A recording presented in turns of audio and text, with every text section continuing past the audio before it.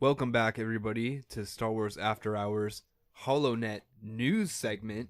This week, we are breaking down some images from the new, very much anticipated Visceral Star Wars game. And we are going to give our thoughts on the current state of the, can I say, shit show that is the Han Solo film. We'll see. We'll see.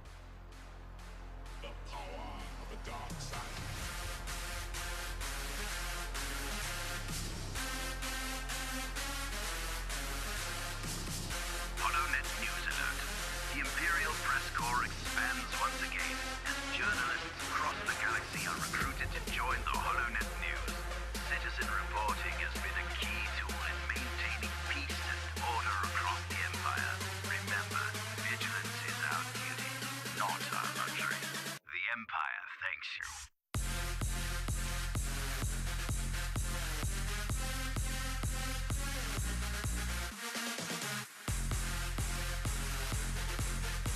Let's get into some images from Visceral's game, Star Wars game. We don't know too much about it. It's starting to take shape, though. Looks really promising. Yeah. I'm really stoked on this. Let's see. We got some concept little art. Concept art we got there. And this is pretty awesome. I love this rifle right here, this blaster, whatever it is. It's like a shotgun. Yes. We are on YouTube at Star Wars After Hours. This is the news segments are always going to be good to view on YouTube because we show a lot of pictures. Yeah, and on the description of the podcast, I'm going to be linking where you can find like a whole slideshow of the pictures. I've done that with the past one. So if you go and listen on the podcast, you can go back and see the images afterwards, or pull it up on your computer. And then do it yourself. Or you could just watch this on YouTube, which is even better. Yeah, but we'll describe it as best we can for the podcast listeners. So in this first piece of concept art, we have a real Western vibe, I would say. Yeah, Western standoff. Yeah, vibe. Western standoff. We have some dual suns setting in the background, possibly indicating a return to Tatooine. We have I would say this pretty much is Tatooine because we have the same architecture in the background. We can see some dome-like structures with the I don't know what those are. The moisture little evaporators. Is that well? That what one's those not are? a moisture evaporator. That's Yeah. some other electronic thing. Just like antennas, just the little antennas that you see on the Tatooine huts. Yeah, for their satellite TV. yeah, for their TVs. No, but we got some helmeted figures, and this is cool because they look like original designs. They don't look like stormtroopers. That's for sure. No, not at all. So we're not sure if they're even Imperials. I mean, there's no insignias, nothing, but I mean, they could be some like cool little internal guard or something like that. Yeah, and so we have 4 of those in the foreground, and then approaching them in the background, we have what looks like our hero character, possibly Han Solo-ish looking character. Yeah, possibly a female, right. a little bit slighter of figure, Mm-hmm. and then a little bit further to the left there is a very stout looking Something. figure. It almost as far as the shape goes, it kind of looks Gamorrean almost. It looks like what's his name? Simon Pegg's character. Oh, it does. Unkar Plutt. Yeah, Unkar Plutt. Yeah, it does look like him a little bit, but we'll see what that is. But I'm a little bit more convinced that it's Tatooine when I show you these next pictures. These are early in-game footage.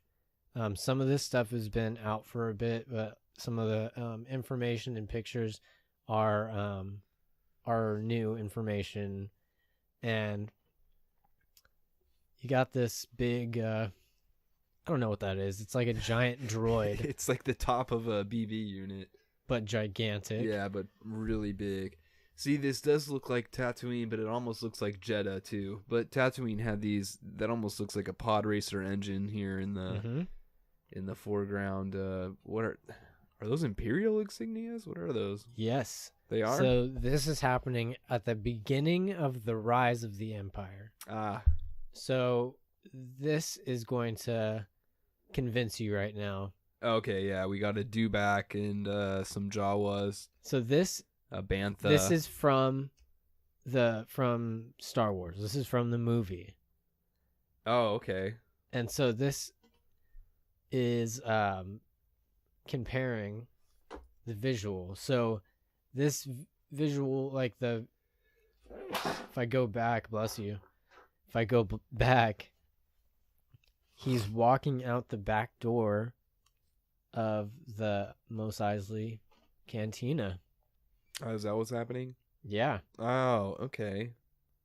And there you see again. You see these little light fixtures where you also see right here. Yeah, okay. So we're definitely returning to Tatooine at some point in this game. Specifically Mos Eisley Tatooine. Yes. And here's an interesting thing. Got a little rebel graffiti up here. So, you see it right there? It's pretty hard to tell. Yeah, it's kind of hard to see, but these are some of the concept images of what they used. These are all like different like stencils and graffiti, basically from the rebellion. Gotcha. And so this is showing like that beginning of it, like kind of like Sabine, how she does all the art and stuff, and how she pretty much like created this. Gotcha. No, it's way cool. Yeah, I'm stoked on that. Yeah, so there's a lot of good things coming out of this. There's one weird thing. It's a really weird weapon that we've seen in the EU, but I'm not sure how it's going to work in this. It's a light whip. Okay, yeah. All right. And where do we have evidence of that? There have been leaks. Oh, leaks. See, yeah, you never know with some stuff like this, but it's pretty positive. But yeah, I'm really excited for this. I really am excited to see what they do with Battlefront 2. And then they have to follow that up with something better, but something different. Exactly. So like Visceral, they made like Dead Space. They actually worked on a few of the Battlefield games. They've done a bunch of things. But who did Uncharted? Wasn't that?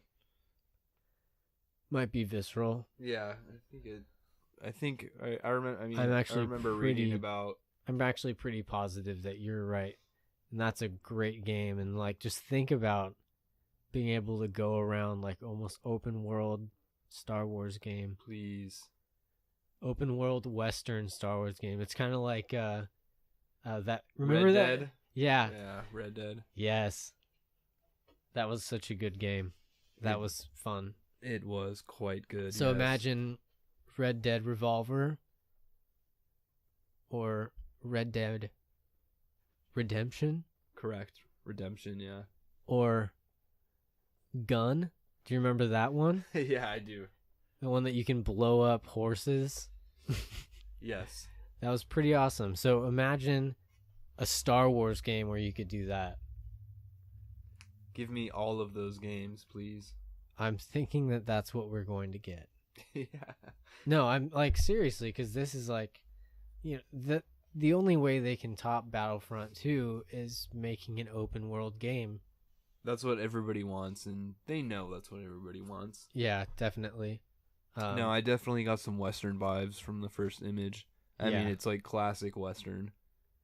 Yeah, like seriously, like even the hats or the helmets kind of look like those like old school cowboy hats, but they're like a little further down. Like it still kind of has that like Star Wars samurai style You know how all of the helmets are kind of based on They finna duel right now, bro. thing.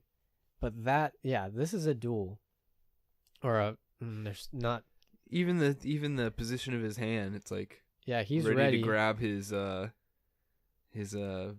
from his holster. He's like, This is like just a little nice standoff they got here. yeah. And that's going to be interesting to see like what this game is, and like if it's going to have theatrical parts like this situation, or if it's going to be just kind of open world. Like, I'm hoping for just more. Just give me open world, please. Yeah. Yeah. well, I mean, it could have like cut scenes and story scenes, kind of like Grand Theft Auto. You go and do a that's mission. fine. And I then mean, there's, I don't a even story. want I don't even want linear. Yeah. Like, just give me open world. Yeah. Give me Skyrim, but Star Wars. If you're not going to give us Star Wars Galaxies again, please give us Star Wars Star Skyrim. Star Wars Skyrim. Skyrim. Give us Skyrim. Skyrim. That Yeah. doesn't sound good. Rim Wars? Rim. Rim Wars, dude. True. Rim Wars. So, yeah. All this stuff. Now, Oh, I see it now. you see it? Yeah. Yeah.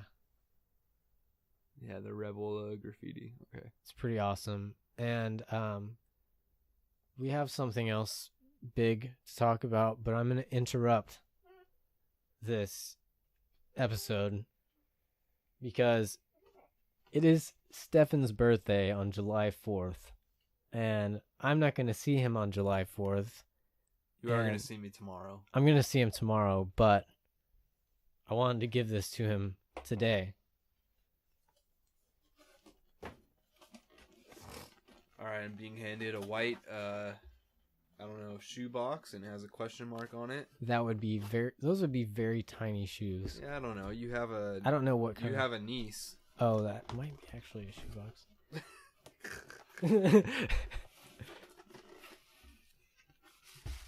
Oh, what we got?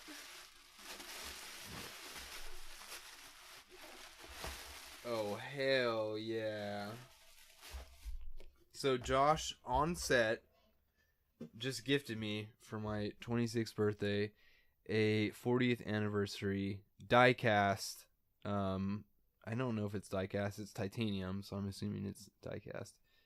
Black Series Obi-Wan. Rad. He's got his lightsaber. Thank you, bro. Uh-huh. That's Happy birthday. amazing. He's Thank got you, man. and I like that it has the lightsaber like regular, and then one of it like swiping down, like you can see, like, isn't that cool? Oh yeah. So you can like set him up, and he's like in battle stance, like he's like He's ready. It comes with a little backdrop too. These are really cool. I knew these were out, but I don't know where you found this, man. I haven't seen these in any of the stores. dude, it was like, I'll tell you this right now. I'll give you a backstory. It was like finding a kyber crystal. Like, I went to Target Target, okay. and I picked up one thing, and then I looked at the side and there was like a scratch on the box. I was like, oh, I'm gonna check for a new one.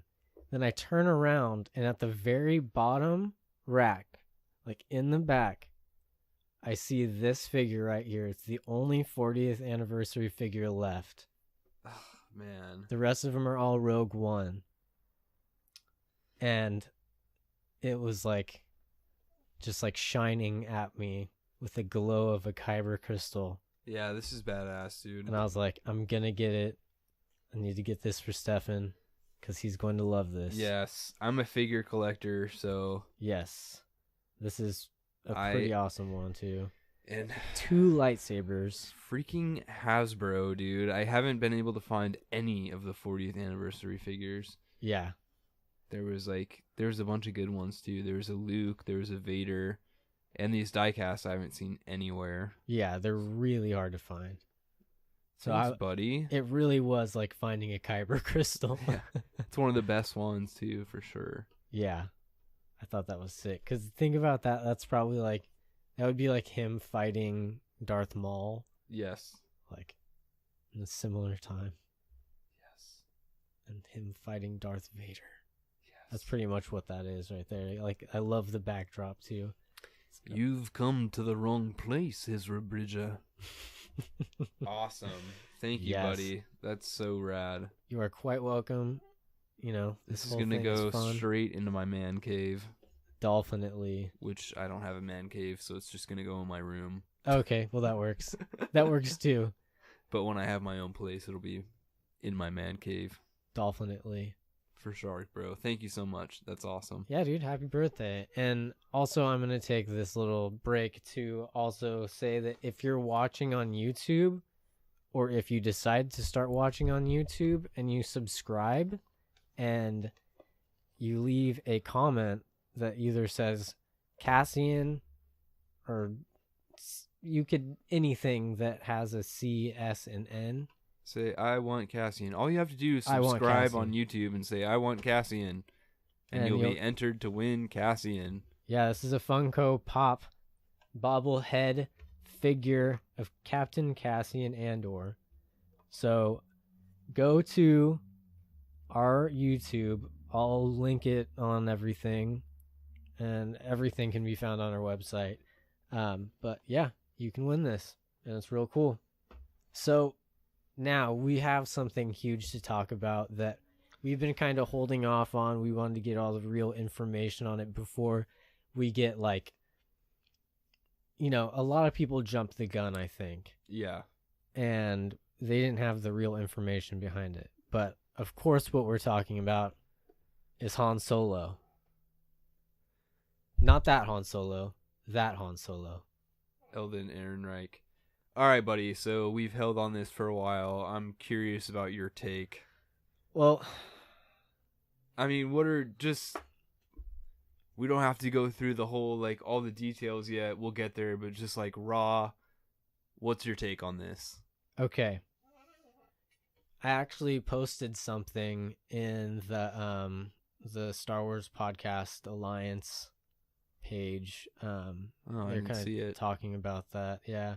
So I think it was that page. I follow a lot of Star Wars pages, but anyways, someone was talking about how it's like a disaster that Ron Howard is directing this film now. I don't think that's a disaster at Like, all. what? I actually did see that post What are you today. even talking about? Yeah, like I commented like a long thing on it and whatever. But anyways, you know, I don't know. They're good directors. You know, Chris Miller and Phil Lord. Yeah. And you know, I loved 21 Jump Street, 22 Jump Street. They're really funny. They were really funny. I liked Lego Movie. That was a good one. I haven't seen the Batman one, but you know, there's other stuff that they have done that I've enjoyed. Right. But I mean, they don't have the experience and they don't have the same type of vision, I think, to direct a Star Wars film. I was excited at first, but then after hearing that how much they wanted to improvise on the script that was said, like, last year, like, I saw on Facebook, it tells you, like, your whatever history, like, this day, last year, whatever, on this day. So I saw it, and I posted a article, and it was talking about the script for the Han Solo film and how it had been said that the script by Lawrence Kasdan and his son John Kasdan is the best Star Wars script in all of the movies, like, of all time. Oh, wow. So. And Larry was really proud of that. Larry handpicked this project. Yeah, he definitely did. He was proud about this. He's probably been waiting for something like this for a long time. And Chris Miller and Phil Lord, they're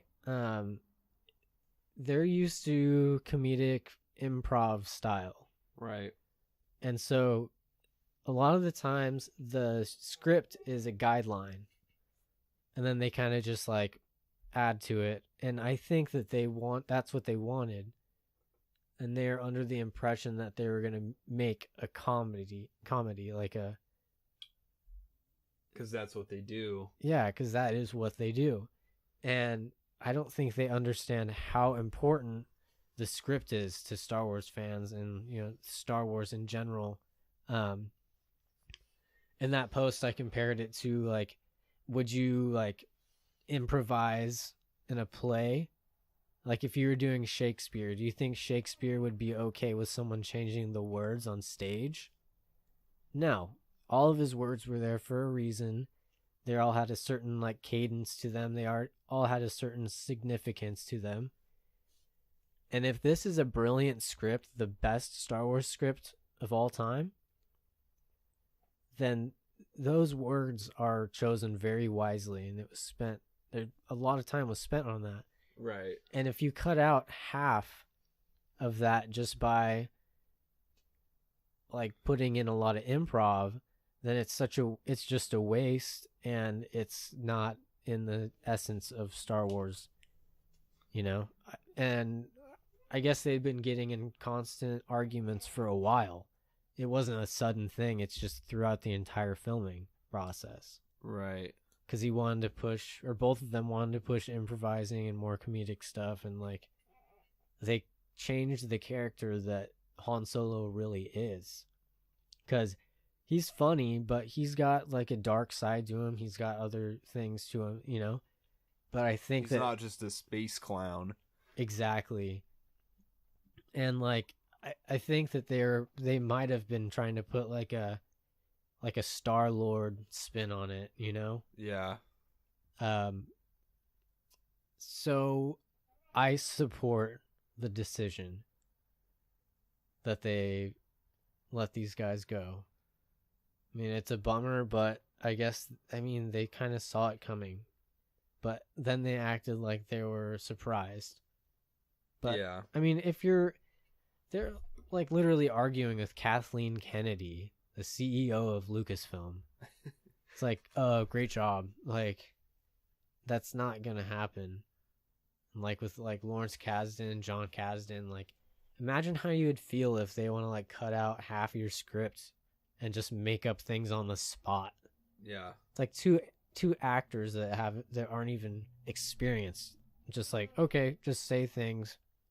Make up something if you want to. Like, there's a few small things in the original Star Wars films that were improvised. I know. Exactly. And it was mostly Harrison Ford. And he got away with it because it was small. It was little things. It was little things, and Harrison Ford made that his character. Yeah, definitely. That and character is Harrison Ford, Yeah, and he was, like, living in that character. And he wasn't new to that character because he didn't do very much improv in A New Hope. But once he got used to that, he started getting a little loose in, like, 5 and 6. Right. Well, yeah. I'm glad I let you go first, man, because I was about to, like, wet blanket this whole podcast because I was more on, like, the disastrous side of things, because my whole mindset was, like, it wasn't just about this film. It was, like, the entire premise of this film, which I think a lot of Star Wars fans were lukewarm on from the beginning, the Han Solo film. Yeah.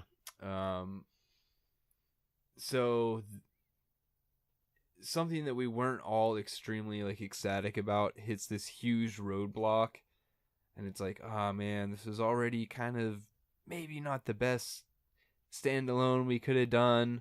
Like, Harrison Ford and Han Solo is such an iconic character, and we're bringing in a super talented Alden Ehrenreich, but, how can you replace Harrison Ford, and do we really need this story told? And then it just hits all these problems and this whole mess, and I think they're almost done filming. There's, like, a month left of filming, and then the directors get fired. It's like, oh man, And I guess there's enough usable footage that they can kind of cut some of the stuff, but they're gonna have to do tons of reshoots. Yeah. I'm sure. Yeah, they're doing a lot of reshoots, and it's gonna be difficult to get it out before May 25th. I'm sure they're gonna push it back. I don't know, because they can't, because of I think it's Frozen. Who gives a shit? Frozen 2. That's why it's in. Yeah, it's gonna be huge. That's why is that they don't want to compete with their own movie. Exactly. Yeah. Okay. Exactly. But I'm really excited. So keep going. Yeah. Yeah. Okay. Let me finish my take here. All right. So, and one of the reasons I was worried about this or like disheartened because it's not just about this film. It's about the precedent that seems to be being set with Kathleen Kennedy and the hard-nosed approach that they've been taking. The Force Awakens, she let J.J. Abrams do his thing. We didn't hear anything bad about that. Then we got to Rogue One, and we got reports of, Gareth Edwards, and I forget who they brought in. Do you remember? They brought in somebody else to help write and direct. And then there was a quote from Gareth Edwards, and he said, like, after this, he wanted to, maybe take some time and just do some indie projects of his own. What is his name? Because it's the guy that actually came up with the idea to start out with, and he wrote most of it. He works at Lucasfilm. He's really big in that company, and we should both know his name. Yeah, we should. I see his face in my brain. Yeah, look him up. Yeah, because he I've listened to interviews with him, and he thought up the whole movie to start out with and wrote the story, and then they kind of wrote out the script later on, and then it was Tony Gilroy. No, not Nope. Tony Gilroy. It's look up for the story writer. Based on a story by John Knoll and Gary Whitta. I don't think I thought Tony Gary Whitta. Gilroy. No, it's written by Chris Weitz and Tony Gilroy. I thought it was Tony Gilroy. Yeah, it's those are those first two. What was the names again? John Knoll and John Gary Knoll. Whitta. Yeah, so John Knoll came up with the idea pretty much, and Gary Whitta helped him with writing the story. But that was the original story, and then it's been edited because that was like years ago they came up with this idea. Yeah. All right, so Gareth Edwards is turned off. The Rogue One ended up being amazing. Oh, yeah. But that whole thing, goes down. And then you have this, and it sounds like the Han Solo breakup was pretty messy. And, directors, it's kind of a community. I know these people talk to each other. So my concern is more for the future of Star Wars and being able to attract top talent with a vision of their own to direct future movies. You know what I'm saying? Like, I know exactly what you're saying. They're going to be turned... I think they're going to be turned off by this. Because these people, they view themselves as artists, Yeah, but I think there are enough directors that realize that this is just not Phil Lord and Chris Miller's type of movie. Yeah. So I think that you are right to a sense, but I think that there's so many directors who want to work on a Star Wars film that they are willing to have, that extra direction by, Kathleen Kennedy if they have to. Yeah, and the leaks that we heard made the movie kind of sound ridiculous. Like, I read one thing that said it was almost like Ace Ventura, but Star Wars. Yep. Oh, God. No. Yeah, that would have been bad. Yeah, that would have been really bad. So if they it's fired that, the editor too. Oh, they fired the editor too? Yeah. Oh, jeez. Yeah, so it was pretty bad. I guess it was not good at all. Star Wars Ace Ventura. I Yeah. love Ace Ventura, but Ace I'll Ventura pass on that. that's horrible. That's like, what are you doing, guys? So it's like, I understand what they're doing, and like everyone was freaking out when they're looking for a new director, and they're like, who's gonna be the director? And like they have all this whole list of people, but really in the background, I think that they always had like a little backup plan. They probably have a list of directors that they can call up and be like, hey, help us out. Either find us someone or do it. Yeah. And so they settled on Ron Howard, who, I mean, he has a long list of successful movies, but I'd say is probably most known for Apollo 13. Apollo 13, yeah, he's got a ton. He's got a ton. The whole Tom Hanks demon Da Vinci Code, the Da Vinci Code, he directed all those. Mm-hmm. Trying to think of what else. A bunch. I mean, he's been Like, doing this for a long time. There's a ton of iconic movies that he worked on, and just look at a list because it would take us way too long. But yeah.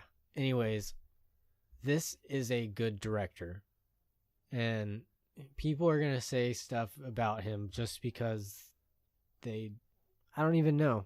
They're like, oh, the guy from Happy Days.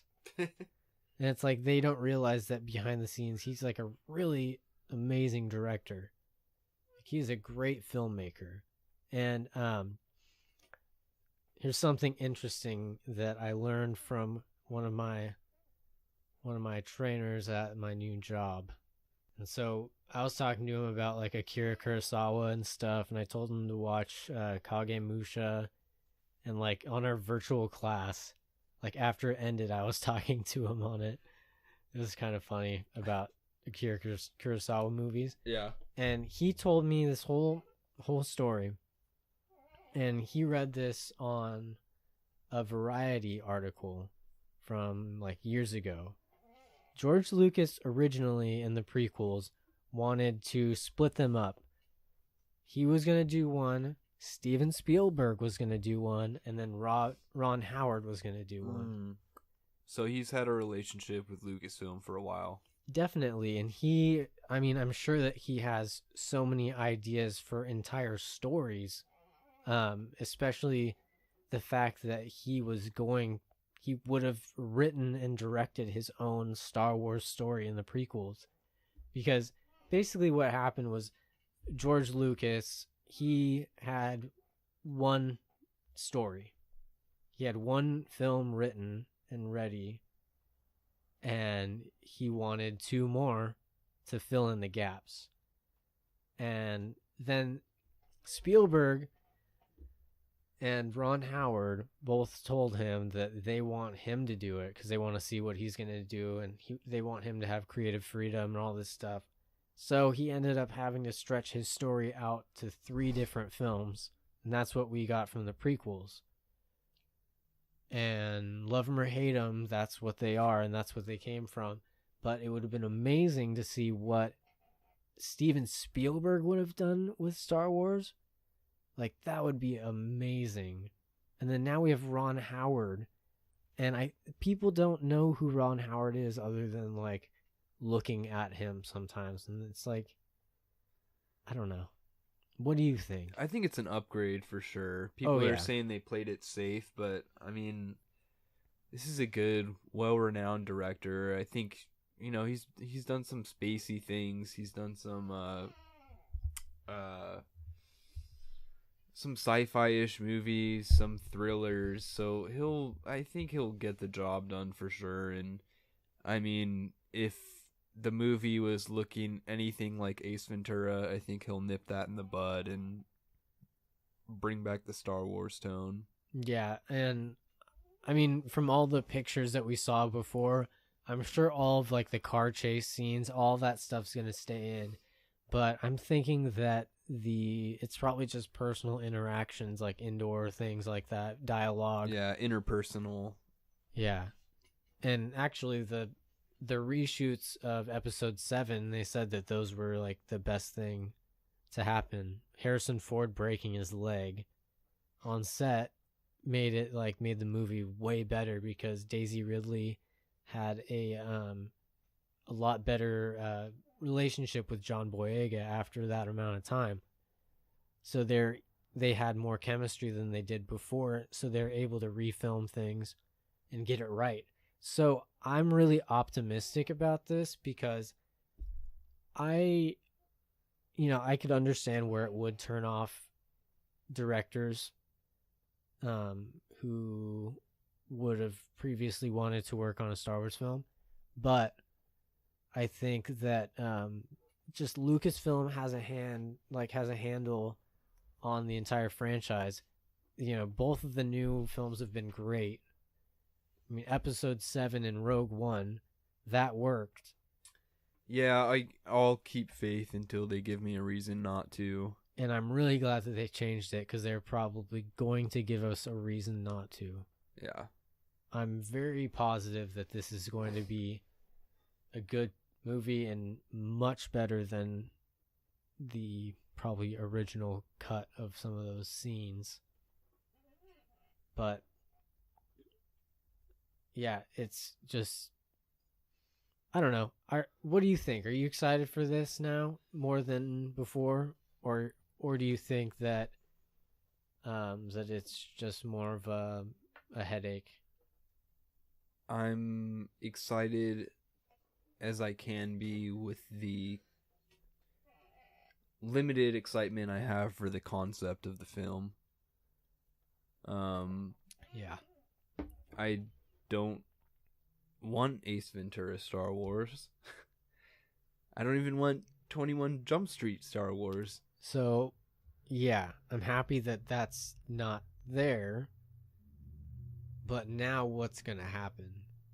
What type of movie do you think this is going to be? Because I think it'll be a more structured movie. Yeah. A more structured movie, which I'm fine with. And I think we have a lot of great actors involved. So I still have a lot of faith in the movie and that it'll deliver. So yeah, I'm excited about that. And is there anything that you would like to add? No, I mean, I think this has probably been covered ad nauseum at this point. Yeah. Just wanted to get our takes in on this. Yeah. So you know what? I want to move on to the new Darth Vader comic came out. Darth Vader #2. Pretty awesome. It's about to go down. I have it right here. It's amazing. We're going to do a review on this. We posted the one for Darth Vader 1 review and unboxing. You're going to get an unboxing and review for this as well. Same thing, 3, 4, however long it goes. We're doing it. What'd you think? Just a brief thing, because we're gonna have a review, but just brief. Yeah, we're gonna do a whole review, but just briefly, it was another. This is the classic setup comic for the next installment. Yeah. Darth Vader kicks some more ass, which is gonna be a requirement for every installment in the series, and we got introduced to a whole new type of Jedi warrior. Yeah. So stay tuned for the review. But if you don't want to wait for the review, go to mycomicshop.com and buy this. But first, you should go to StarWarsAfterHours.com and then scroll down to the banner that says mycomicshop.com. Click on that. It'll take you to the best comic book website ever. So, they package things great. They send pretty, quickly. They have good prices. They have all the cover variants. These are the 2 cover variants that they have right now for Darth Vader #2. They're amazing.